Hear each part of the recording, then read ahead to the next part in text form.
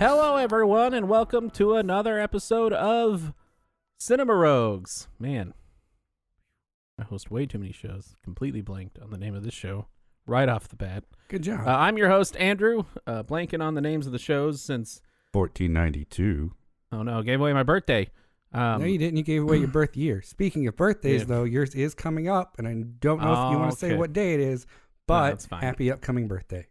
It's tomorrow, but no one knows when we recorded. So yeah, it's also my dad's birthday tomorrow. What? Yeah. Me and your dad? I am your dad. I forgot to tell Oh, you. my God. I know. Yep. I went back to the past and had sex with your mom, and then I came back to now times. Right. You went. Yeah. Wait. I was going to say you went 5 years in the past, but that would mean you were born and then time traveled. That would mean, yeah. Yeah, that's my new TV show, Time Traveling Baby. Sounds like a good Rick and Morty episode. Yeah, it kind of does. But yeah, I'm your host, Andrew, and with me today, as always, is our host and co-host, Guy. Hi, how's it going? Hi, it's going. It's, I'm on some, yeah. All right. Good. I'm on new antidepressants that seem to be working better, so that's good. Oh, that's good, man. Yeah. So I'm also like sleeping better because I'm also on a sleeping pill. So I got all these pills shoved in my body, and I got like some. I don't know. We'll figure it out. Did you put We'll them figure in it your out. butt? Me and my. I did. Yeah. Is that not where they're supposed to go? No, I mean that's as good a place as any. He also said I could just heat them up under a spoon and inject them in me. What he gave you was heroin, sir. Oh no! Oh no! Well, I feel great. Anyway. Nice. No. If you start slurring in the middle of this, we'll know why. Yeah. Right. Just start like mumbling. Anyways, so this episode God, that's gonna be a bitch to edit. Thanks. You're welcome. I feel more. I didn't say anything, so you don't need to edit that part or increase it in any way. I was just like blah blah blah blah. Anyway, so I know I'm sounding all over the place. It's because I am not massively depressed constantly. Anyway, if you want more of me, I'm on Board Game Barbarians. It's a podcast about board games. And I'm also on a show called Talking Wizards for Retro Warriors, which you should go check them out if you somehow found this podcast and do not know who they are. And you should go check out Guy at Sidetail Studios. Yeah, you should. On the YouTubes. Lately, there hasn't been much content, but that's hey, man, you got a lot of backlog. You got a lot of backlog they got to go through. Yeah, there's like 400 videos. It's fine. Plenty of content. Yeah. You know what? There you go. I made it an entire year of daily videos, and since then I'm like, okay, I should slow down to where it's fun again. Probably. Yeah, that would be a good idea. And I mean, anyone can go on there, like as you're working, just put it on in the background. It's nice background noise. Even if you're not watching it constantly, that still gets you the views, man, you know? Yeah, you can listen to games and listen to my sultry voice react to them. It's a lot of, oh shit, god damn it. Oh, I was hoping it was a lot of like, oh yeah. Oh, yeah. Get the game going on. All right. So, yeah, that's the stuff you can find us on. I recently did do some nice, very basic, just logos for our show. You did. I'm excited. And you can buy stickers for them if you want to. They're very cheap. They're like $1.50, something around there, $1.60. Yeah, and I think Justin said he's got it arranged so that stickers give Retro Warriors $1 each in profit or whatever. It's like 50 cents, I think. No. I thought he set the stickers at $1 and the T-shirts at $5. Like how much profit he gets? No, yeah. He's like it's like 20 or 30 cents for stickers. Oh, I thought he upped it. Okay, well. Oh, I don't know. Maybe he did. Anyway, I'm not a money guy. I'm just a podcast guy who does shows and sounds weird, and I feel like I'm now subconscious about how different I sound on this episode versus other episodes. You're self-conscious, not subconscious. I'm subconscious too. now I'm more subconscious and self-conscious. Guy, why don't you let me stop talking and tell me what movies you watched since the last time we did a show? I watched Borat, first Moviefilm. Oh, yeah. How'd you like that? I liked it. We talked about it a little bit last time. or I guess I talked about it and said I hadn't seen it, so I should watch it. I discovered, and I went and watched it like the next day, and I discovered that Borat is the type of humor that makes me insanely uncomfortable. Yeah. And that worried me going into Borat too. But I don't know. It's one of those things where watching someone do something that is either awkward or cringeworthy makes me like shudder and shrink up. Yeah. I don't know. I feel like it's a different awkward than, because I have the same thing about like Meet the Parents, and The Office originally did that to me. Mm-hmm. But Borat was like not cringe humor to me, because it was him like, I'm a person and I'm interviewing you, and like you think this is real, but I don't. But I know it's not real. And it's more of like a it's investigation comedy, like.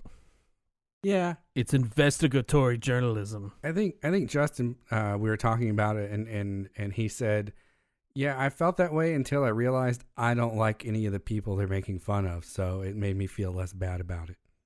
Oh yeah, I don't like anyone that they're making, because they don't make fun of they make fun of the people that I don't like. So there you go. Other than that, I've been watching the new season of Star Trek Discovery. It's been really good. They did a time jump. So now they are out. Like originally, the like first forward two or backward? Forwards. The first 2 seasons of Discovery take place like when Captain Pike is the captain of the Enterprise, like within the timeline. Okay. And then towards the end of season 2, they skip forward like 900 years or something to like the 3100s. And that's where they're putting the show, which gives them room to play around without having to worry about continuity, which is nice. Nice. Other than that, let's see. Forged in Fire, the new season, or they released it on Netflix. Is that the sword making show? Yeah, it's the sword making show. It's our go to sleep show. Okay, nice. Yeah, well, it's our we're ready to wind down show. We'll watch an episode. And then if we're too tired to that we know we're not going to get through an episode, then we'll put on Forensic Files and pass out. Yeah, our go to sleep show is Bob's Burgers right now. Nice. Watch season 1 of DuckTales with the kids. Nice. I have not watched I've watched like 2 episodes. I accidentally watched the last episode and the first episode of the new season of DuckTales, and I was like, I guess I watched the show now. That's exactly how it's done. That's all you need. First season was good. It's like 25, 26 episodes. Yeah. We went back and watched the first episode of the original DuckTales afterwards, and it was terrible in comparison. So, we still watch like original DuckTales every once in a while. Well, then you should check out new DuckTales. It's got David Tennant as Scrooge. Yeah, it's also like 2 of you got Danny Pudi and one of the other kids, Huey, Dewey, Louie. One of them is Danny Pudi and Bobby Monahan. And I love both those guys. Okay. So I don't remember who the third one is off the top of my head. No idea. In one of the episodes, they give Donald a speech corrector. Yeah. And so he's talking normally, but he's still saying all the crazy shit he usually says. It's just not in his Donald Duck voice. And everybody's like, what? Have you been saying this crazy shit this whole time? For some reason, like when he's like well, not only that, but like sometimes he's like, I don't even know how to describe fucking Donald Duck, but sometimes in his ranty, you can't understand what he's saying. And so when he's like screaming, he's like, I can't do it. But even when he's saying normal words, usually the sort of chilling effect of those words isn't as prominent because he's got stupid duck voice. Right. I don't know why you were like, the crazy stuff he says, and I imagine immediately was like Suffer and Succotash, which is not Donald Duck at all, or Disney. Or Disney, yeah. The Mandalorian, we were caught up on that. I have not started it yet. I was giving it a couple episodes so I can like binge a few in a row, because I know if I watch one, I'll want to watch more than one. Nice. Yeah, it's pretty good. You should look forward to watching it. I do look forward to watching it. And then last on my list is Titans Season 1. I finally got into that. Oh, like the Titans, like DC. DC, yeah. Yeah. I realized for some reason. I saw Titans and I was like, remember the Titans? Yep. The football movie. Football movie show. I could not watch the Titans show just because it upset me. What? Why? Yeah. I didn't like the way they did Raven, and that's about it. I'm fine with Robin seemed okay. At first, the first time I saw it, I was like, well, he seems too skinny, and then there's several shots where he's like skinny huge, kind of like that kind of thing. Mm-hmm. And I was fine with that. And then Starfire is fine. I hate, like, I'm tired of people making comic book stuff where they're like, they lost their memories and they don't know who they are and they gotta find their powers. And it's like, I just want to watch the Teen Titans kick some ass. Like, I don't need a backstory. But it's very much not Teen Titans. It's Titans. They're grown-ups and they do grown-up shit. Like, I don't... I mean, Titans was like the comic book Titans. Well, that's what I'm saying. Like, they could just be the Titans and live in their tower and fucking kick ass and fight superheroes instead of be like, I don't know. But the first season's an origin story. I don't... Why is that so offensive that they took a season to tell the origin? I'm so tired of origin stories, man. What? You know, I remember you complaining about this earlier. No. I'm also tired of... well, yeah, and the other thing in the Titans is, like, Beast Boy is in the Doom Patrol. Yeah. In Titans.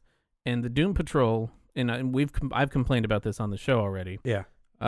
Is a different Doom Patrol from the Doom Patrol show that DC also made at the same exact time that they made this show, and I don't and used the same props for some of it, and I don't understand, same actors for some of it, but not others, and I don't understand how they couldn't, like, have any sort of synergy or, like, and they're like, well, it's a different universe, and I'm so tired of DC using that excuse. It's for their laziness. And you know what? And then I also noticed the thing that you complained about where it's like Bruce Wayne is in the show, but he's not in the show. Right. He's just kind of like in the background, and he's not Batman. And he's not an actor that I would believe to be Batman either. Well, he hasn't shown up in the show at all so far. He shows up at one point. Yeah. Sorry to ruin that. He shows up as Bruce Wayne. Wow, that's fine. But I mean, like in the when Dick comes home from the circus, he's just not there at all. Yeah. I don't know. I just I wanted something better, I guess. Like, I wanted Titans kicking, like, bad guys butts and not just being like, well, we have to find out where she's from and the police are after us and I'm also police, but I have to now, I'm a bad police officer because I ran away with her, and, like, I don't know. Now it just sounds like I'm complaining about something I don't really know about. Well, which is true. As long as you're talking, what'd you watch? I watched Friday the 13th 1 through 3 on Friday the 13th because I'd never seen them before. Not great movies. Not Time to Costume is 2.5 movies. He does not put on the mask for 2.5 movies. So that's kind of weird. Well, okay, hold on. Is the mask became part of his costume in the third movie? To correct. Be fair, he didn't. But they sell it. He wasn't in the first movie. First off, but and then the second one, he comes out of the water and grabs her at the end. Sure, and then the second one is spoil of movie from the 80s for anyone. The second one is establishing him as the killer, so it's not the twist or whatever. And then the third one establishes a new look, and then the fourth one establishes that look as his uniform. I don't know. It's sold like Friday the 13th, like Jason is sold with that mask. And regardless of how he got there, that's how he is now. And that's how he's been for the past 20 years, 20 plus years, 30 years. Oh my God. Yeah. So like probably like 35 years, right? Yeah. So like, to be fair, like he has been Jason with the mask longer than he's been Jason without the mask. And it doesn't matter if that's his origin story. Fine. Like, but like, I don't know. Still, Time to Costume was 2.5 movies to get into that Jason mask. Also not great. We're gonna finish them. I bought 8 movies for $20, so 1 through 8. We're gonna finish it eventually. But I also watched a bunch of horror movies that I can't even remember. I watched Cabin in the Woods and Tucker and Dale vs. Evil a couple times after last episode that we talked about where I'd already watched it. Watched Bly Manor. Yeah, I watched that too. It was good. I liked it. It was not scary or creepy. Like, they think there was like 1 or 2 scenes that were kind of creepy, but other than that, it was pretty okay. Yeah, I like Bly Manor. I thought it was a good show. I enjoyed the way it ended. I think you're right. It wasn't as creepy as The Haunting of Hill House by any means. For sure. But I did enjoy the different characters that the same actors were playing. That was pretty neat. Yeah, I mean, it still had like some creepy factor, but definitely wasn't like, there were nights. I'm not like a spooky guy. Like there's part of me that wants to like horror films really bad, right? But they scare me, and so I get scared from like mostly like ghost stuff is what does it for me.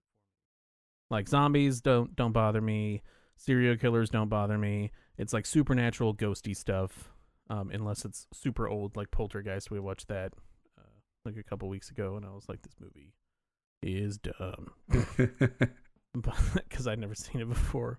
But yeah, like there were nights when we watched like Haunting of Hill House where I was like, all right, well, we got to watch like 2 comedy shows or something before we go to bed, right? Or else I'm gonna like not be able to sleep or think there's a ghost in my room or something.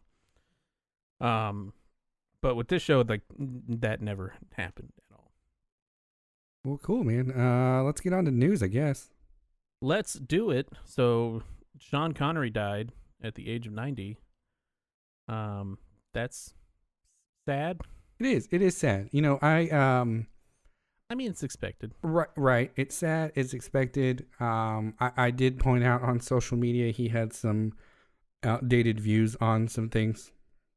He said that it's okay to hit a woman at one point, and then later years said that he didn't say that and retracted it. So I couldn't understand. I don't know if he actually realized that what he said was wrong or just people didn't like it, so he tried to like wiggle out of it. Right. And, you know, I think it is okay to be sad about a person, you know, the loss of a person and recognize that, hey, you know what, they're a flawed person. That's fine. Right. No, it's not fine. All right. He had bad stuff about him and now he's dead good. Wow. Okay. I'm just kidding. But he taught Indy self-reliance. Junior. HBO Max is available on Amazon Fire TV now. So good job, Amazon Fire. You did it. Another major corporation made a deal with another major corporation. High five. Do we get HDR streaming yet? No, probably not. God damn it. Wonder Woman 1984 is coming to HBO Max on December 25th, the same day that it releases in theaters for no additional charge. That's a dig at Disney. Hey, fun fact, it's also Christmas. Yeah. Happy Christmas. Happy Ron. Christmas. Happy Christmas, Ron. Christmas, Ron? Happy Christmas, Harry. All right. Gotcha. Universal and Cinemark have agreed to shorter theatrical windows similar to the agreement with AMC. Window cutoff is $50 million, above $50 million, and you get 31 days exclusivity in theaters. Below the window is 17 days. Yeah, basically they have agreed to, for larger releases, they're going to give them a month window, and for smaller releases, they can start streaming within 2.5 weeks. So cool. Judd Apatow has set his next film at Netflix about a film shoot during pandemic. I assume that's during this pandemic, not just a generic pandemic, but who knows? I'd like to see his take on it. Yeah, we'll see. Michael Bay's pandemic thriller Songbird skips theaters and comes directly to PVOD. Premium Video PVOD. On Demand. PVOD. My peeny VOD. Short Circuit's getting a remake? Hold on, wait. I don't want your peeny VOD. That's what OnlyFans is for. Nope, you accepted it by not acknowledging it soon enough. God damn it. That's part of the contract. Why is Short Circuit getting a remake? I don't know. I don't know who saw Short Circuit and said, "Hey, let's make a Latinx family film out of this." Okay. I mean, I am all for inclusion. I am glad that it is a Hispanic development producer, etc. Are they going to change his name from Johnny Five to something else? I really want to make a joke right now, but I'm not gonna. You can, I can. Yeah, right. Yeah, I have no idea. I would assume that they leave it Johnny Five, but could be Yanni Five. We don't know. Could be. But yeah, it's Wani Cinco. Jesus. No. I like that. No. I like that joke. All right. Kazakh American Association asks award shows to disqualify Borat sequel, Borat, from consideration. Yep. Who cares? Kazakhstan itself has embraced Borat to a certain extent by adopting their slogan, or excuse me, their national slogan or their tourism slogan or whatever. Is now Yaksamash. Is now like visit Kazakhstan. It's very nice. Like, okay. Nice. That's funny. Great. Kazakh American Association sounds like something made up for the movie. Right. Like, we went to Kazakh American Association to have fun time. Like, right. And I for don't anyone mean to out there, make fun of the Kazakh American Association. I do. I don't care. If they really are representative of Kazakhs here in the U.S.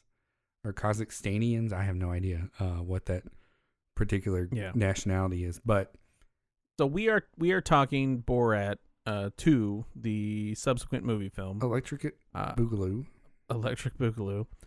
You will hear Borat impersonations, and I apologize in advance, but it's still going to happen. So. Synopsis for the movie: Borat is given the task of delivering a monkey to Donald Trump as a bribe for Kazakhstan. It is a sex monkey. I forgot to put that in there. His daughter is there in the stead, and he then goes on a journey to deliver her to Mike Pence. Hilarity and bonding ensue. More or less.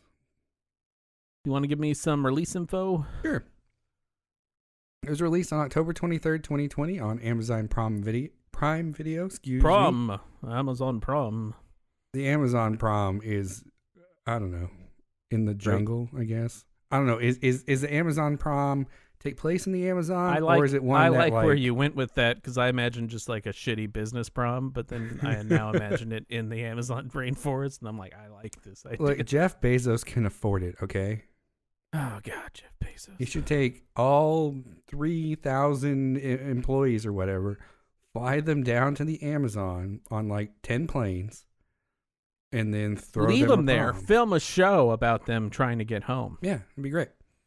And from the prom. But it was filmed between 2019 and July of 2020. One of the first scenes in America takes place at the Texas State Fair, which happens in October. To give you an idea of the filming timeline. It does. So because of that, the coronavirus pandemic and the subsequent lockdowns became part of the film. One of the better parts. Yeah. But we'll talk about that more later too. Directed by Jason Wallner. Story by Sacha Baron Cohen, Anthony Hines, Nina Pedrad, I don't know, and Dan Swimer. The two lead actors, Sacha Baron Cohen as Borat and Maria Bakalova as Tutar, his daughter. Yep. She did a great job, man. I'm going to say that straight out. Like, right next to Sacha Baron Cohen, like, amazing job. It was so good.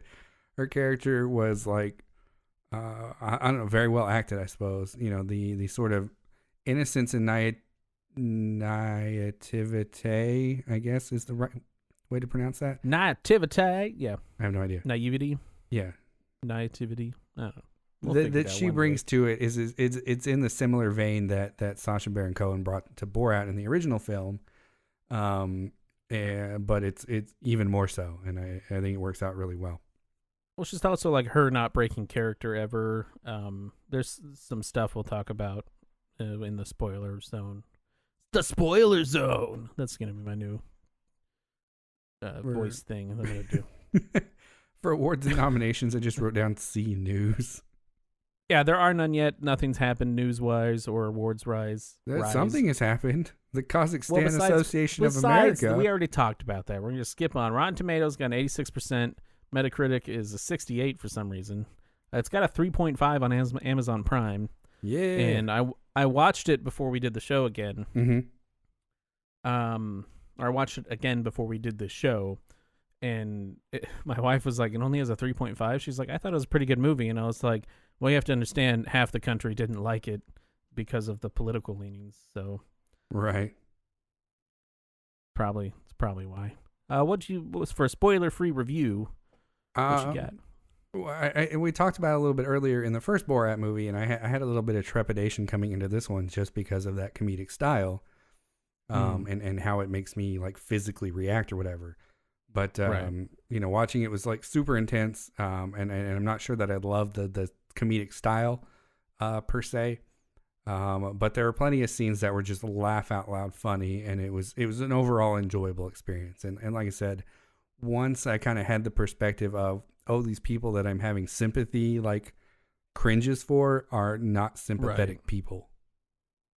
Yeah, I guess that's why I don't feel bad. Like whenever he's going into a baker's shop and he's like, I'd like a cake, please. And she's like, what do you want written on it? And he's like, Jews will never replace us. And she's like, okay, and just writes it. I'm like, okay, yeah, if you don't have a problem with like stuff like that, then I don't have a problem laughing at you for being an asshole. Like, anyway, my review is about the same. It's just, it's a good movie. I think it's better than the first one, although I haven't seen the first one in a long time. But I think it's more like poignant, more like self-aware, and has more of like a story of actual like something's happening that's not just like Sacha Baron Cohen running around as Borat making fun of people. Like they actually injected like a nice story into it, which I thought was good. Yeah. His daughter's entire arc and their relationship throughout the movie is a very nice and a touching story. Right. And to not like, I guess to kind of spoil it a little bit before we get into spoilers, it's more of just Borat's realization that women are not animals, basically. And it's okay to love your daughter, like, and not treat her like she's property. I would say it's worth a watch. If you've got Amazon Prime, it's free. I would say it's even worth a rent. I don't know. Watching it a second time, I was already tired of it, I guess I would say. I watched it like when it first came out. What was that, like 4 weeks ago? And watching it 3 or 4 weeks later was taxing. Like, I was just like, I'd rather do something else at this point. Like, it's not worth a second watch that soon afterwards, but I would say it's definitely worth the first watch. All right. Fair enough. Then I guess let's get into spoilers, eh? Spoiler zone. Spoiler zone. Yeah, I wrote a lot of notes for this, almost more than Interstellar, which is sad. I wrote 0 notes. That's good. Well, I'll fire through some then. Well, I figure your notes will give me places to jump off on. I wanted to talk about Borat speaks Hebrew in the movie. Mm-hmm. Whenever he's speaking in a different language that's not English, he's speaking Hebrew. His daughter speaks Bulgarian because that is where the actress is from. Mm-hmm. So she speaks Bulgarian. And then the Kazakhstan president speaks Romanian because that's where that actor's from. And that is, they all act like they can understand each other, even they're all speaking different languages that they don't understand. And the joke is that Americans can't tell the difference. As an American, I would like to say I could not tell a difference. Yeah. I would say watching it the second time after I knew that, mm-hmm. I could 100% tell, because you pay attention at that point. Sure. But yeah, you can tell that they're speaking different languages if you pay attention. But yeah, for 100% Americans could not tell, and I'm pretty sure most did not. He spent 5 days with those supporters, like the Trump supporters or the The two guys that like he just hangs out with. Oh, like during lockdown? Yeah. He spent 5 real days with them in the Borat persona, never breaking character. Yeah, no, I had heard about that, and I don't know, dude. Those guys, oh man, when they were like, "Yeah, we should just shoot all the Democrats," like, oh no. Yeah, I mean that's like the thing that astounds me, and the thing that makes Sacha Baron Cohen. Because I mean, like when I was in high school, and like Borat was coming out or whatever, and people are like, "Well, he's just that dumb comedian that goes around and tries to bring up scandals and make fools out of everyone." And I think it's one of those things where he's not just a comedian, like he is a good actor. Yeah. Like Sacha Baron Cohen's a great actor in that aspect. I don't know. I don't want to super get into that specifically, but he did that. The daughter had to hang out with the daycare lady. Yeah. They paid her $3,200 to watch her for the day. Dude, the daycare lady was awesome. Yeah, she was the best like human in the movie that he interviews. Yeah, absolutely. And the way that she treated his daughter, and the way that she treated him, you know, was decent, right? That's how you would hope people would act. Or if you think of, you know, the best of humanity, that's the thing that you have in mind, right? I read 2 separate accounts from that interaction. One was that she was angry at them because she was originally told that it was just a documentary about a father trying to give his daughter away to an older man in marriage, not like slavery or anything like that. And so she was just part of this interview. And then the other one, and she was upset about it, that she was lied to. And then the other one said that she was not upset about it, and she commended the actress that played his daughter, Maria Balakova, commended her for her acting ability because she hung out with her for like an entire day and never saw her break character or anything like that. Man, are we in the wrong racket if she's getting paid $3,200 to babysit? Well, I mean, typically you're not being given 30. Well, I guess in the she's a professional babysitter, and that was her fee that she charged them to watch someone for a day. $3,200 a day. Yeah, okay. I mean, that makes sense. I don't think I doubt she gets it every single day or anything like that, but that's nuts. And we're going to say some what would be considered racial slurs like Jew and Gypsy just because they're referred to in the movie. But like I just want to talk about all the terrible people in this movie. Go for it. Real quick. So like whenever he's trying to buy a cage for his daughter and he gets her into the cage and she goes, "Oh, this is a great cage. I want this cage." And he goes, "How many women could I fit in this cage?" And he's like, "1." And he's like, "Yes, but how many Mexicans can I fit in the cage?" Or like Donald Trump's putting Mexican in cages and like high-fiving him and stuff like that. And the same guy, they go inside and he has like propane and they're like, "How many gypsies can I kill with propane?" And the guy's like, "I don't know, as many as you got, I guess." Or like what? Like how many people this guy like Sacha Baron Cohen talks to in these movies that just goes along with whatever the fuck he says and doesn't call the police? Like the guy that helps him like board up his daughter in the fucking like in the like package. Yeah. And just does it and takes money and then walks away. Like, or the fax machine guy that's like, "I'm going to give my daughter away to Donald Trump," and he's like, "Okay, whatever. I'm not going to die."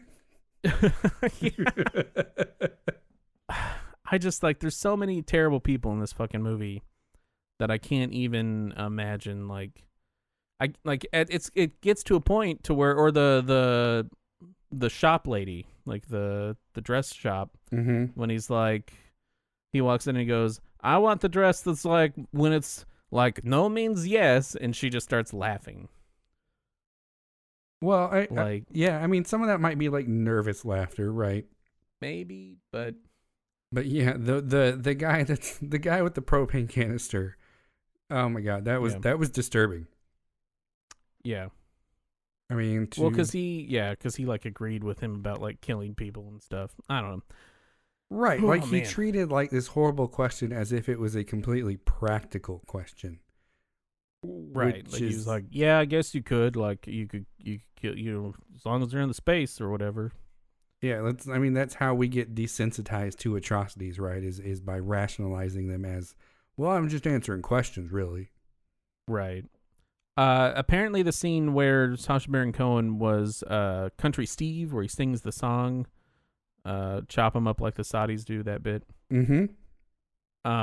Which what a terrible. Everybody like doing the Heil Hitler symbol or gesture and stuff like that. Apparently, the militia group that he was at had antagonized some Black Lives Matter protesters, and they had come to kind of like try to infiltrate in secret the militia group that he was singing at, and they identified him as Sacha Baron Cohen because they probably watch his movies and shows, unlike the people that are actually there. And word got around, and he almost was attacked. Like people started storming the stage, apparently. Oh wow! And he had to run away. Luckily, he had hired the security that was at the rally. He had hired some of them, and so they got him out of there. And apparently, people almost rushed to the vehicle that he like ran away to. Wow. He said in multiple scenes he wore a bulletproof vest because he was actually afraid he was going to get shot. Makes sense. Okay. Yeah. Yeah. The scene where he's at where he's at the Pence rally. Yeah. He actually had to hide. Can we just talk about him walking in the KKK outfit and nobody doing anything? Yeah. It's I don't know how much of it is people are terrible and how much of it is nobody knows how to react to it. Yeah, exactly. Right. He apparently was in that bathroom for 5 hours, like just sitting there. Just waiting to go out at the proper time because he had to go in. He had to go in before everything started. Otherwise, he would have just been ejected immediately. Well, yeah, that makes sense, right? So he went in before the rally, got dressed, and just sat there for 5 hours in the toilet. Well, maybe he brought his Switch. Yeah, he could have, like, he had his phone or his Switch or a laptop. I don't know. Let's see. What else? What other gems do I have? The abortion part was great with the plastic baby. That made me laugh so hard. Make daughter happy, and I put baby inside her. She's my baby. It was my baby. I put baby in her, so it's your daughter. Yes, she's my daughter. I was just trying to make her happy, and I put baby inside her. Okay, well, ignoring all of that's going on. Well, like the parts where he's like, "It's okay, but we can't kill the baby. Yeah, it's okay that you did that."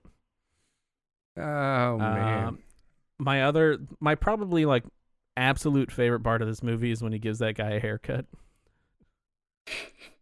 And he keeps like he cuts like little tiny pieces of hair and holds it out for him to see, and the guy's like, "That's fine." And then Sacha Baron Cohen pockets the hair every single time. That was probably my favorite part. Oh, dude, just once he got him into that cycle of like being like, "Yeah, that's good." Every cut, it's just gold. I was like, "This is great." Because I feel like that's something I would do if like I sat down to get a haircut and somebody was like, snip, snip. I'd be like, okay, sure, I guess, whatever. That's kind of weird, but okay. And then they just keep doing it eventually. And then I'm just going to be like, okay, this is the path of least resistance at this point. Yep. That guy, the most patience. I don't know why he paid $70-something for that haircut, because that's how much he needed for the breast implants. So I looked it up in like a trivia thing, and the $21,000, whenever he says, "Is that in kroner?" Yeah. That would equal $51 in kroner, which is probably why he the other terrible part is when they go to like the dance. Yeah. And there's the two old white white men, not gentlemen, white men that Mhm. are like the one guy that's like, that's how we like them in the South. Beautiful little beautiful girls. Yeah, Like, that whole and then- scene was creepy. The other guy that's like, he was like, how much for her? And he's like, 500. And then his daughter like hits him and is like, that's disgusting. No, she I'm says like- that's fucking gross. And you Oh know yeah, what? that's what it was. About 2 seconds. She's right. Yeah, about 2 seconds before she said that, I said that's fucking gross. Yep. Oh, Just don't. it was Yeah. that interaction in particular, though, was good to see. I suppose somebody say The younger no. generation. Yeah, like, exactly. The younger generation isn't afraid to say no. That's gross. Please don't ever do that again in front of me. yeah. Well, she didn't say please don't ever do that again, but she'll get back at him one day. One of these years. I don't know. That's about all I had. There's I don't know. It's full of jokes, full of goofs, full of laughs. It is. The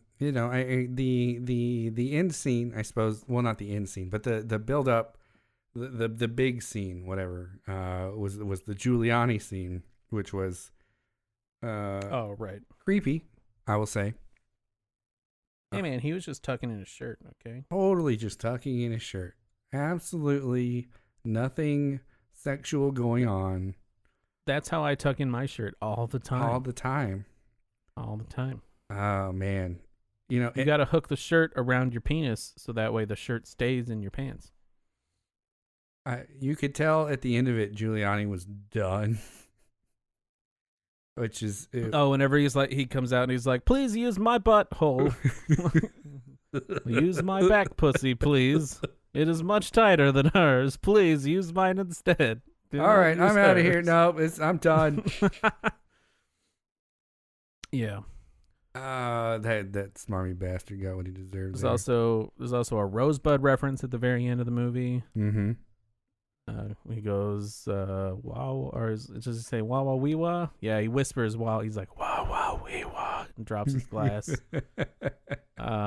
There's like a usual suspects reference Mm-hmm. to him spreading COVID everywhere. That was pretty great. Yeah.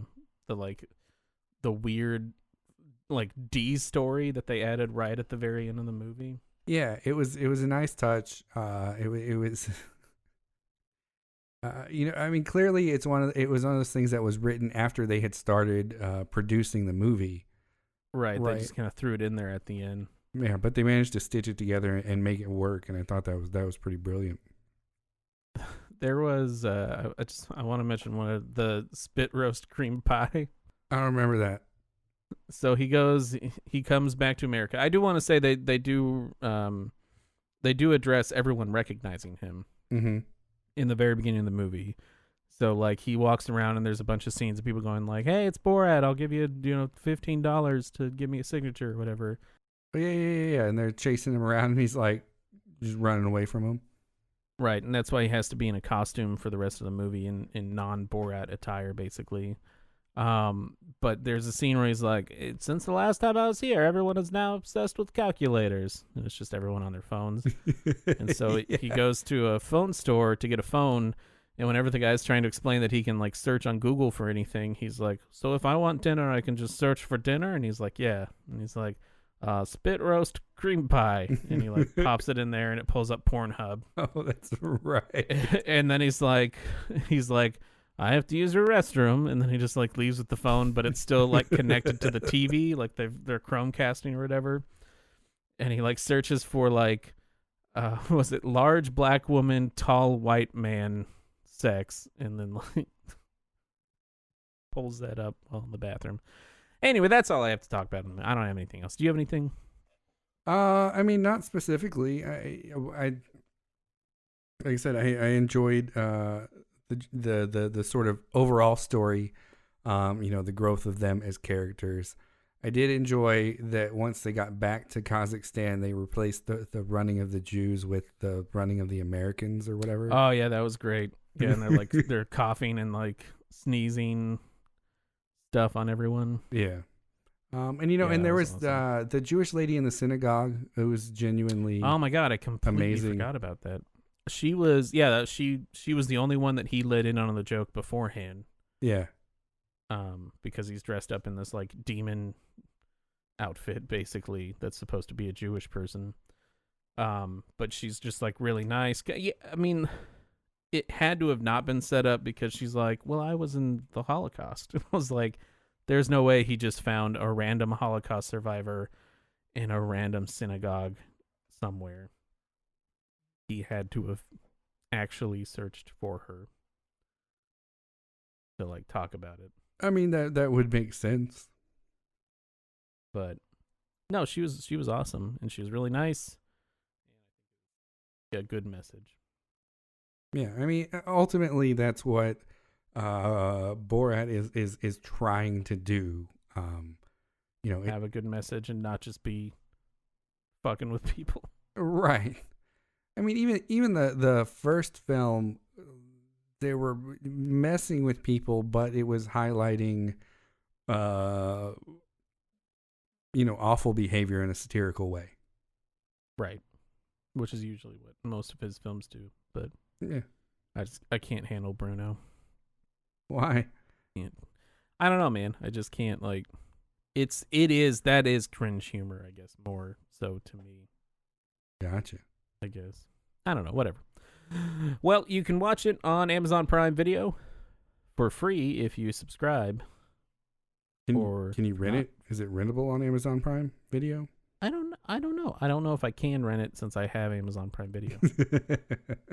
Come back to us and let us know. Next time we'll be actually talking about Over the Garden Wall, which is a series. Ooh, it's not a movie. We're doing like a 10-episode series, cartoon series from Cartoon Network. So it's fun. Ooh, I forgot you did it. You did it from the notes. I just did. I realized put it in the that. notes and then I said it. And then what should we remember, Guy? My daddy is smartest person in the whole flat world. All right. Good night, everyone. Bye.